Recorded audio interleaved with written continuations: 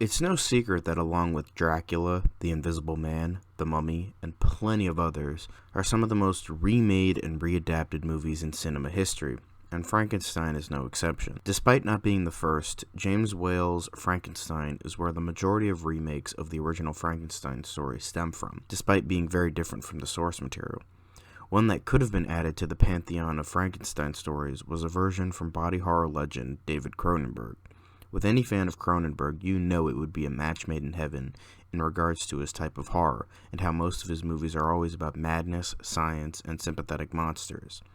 It's unclear when he wanted to do the film, but it seems as though it was some time after The Fly, and the hesitation of the project could have stemmed from Cronenberg not wanting to do another big blockbuster after The Fly. Pierre David, who Cronenberg worked with on The Brood, talked with him about doing the movie, and Cronenberg was very keen on the idea. He definitely wanted to create something more in tune with Shelley's original science fiction masterpiece, wanting to create the more intelligent beast who was shunned by society, rather than the lumbering oaf in the original Whale film. It is unknown on who took out the infamous ad in Variety, whether it was David or Cronenberg, but even though this ad was taken out, it never went anywhere beyond the idea phase, unfortunately, despite being that match made in heaven. No casting, no script, no treatment, no anything.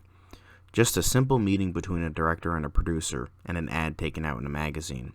The closest we got to Cronenberg's version was Kenneth Branagh's version in 1994, which, despite an amazing performance from Robert De Niro, was tonally inconsistent and somewhat ridiculous. That's unfortunately all I have for you today. I'll see you tomorrow.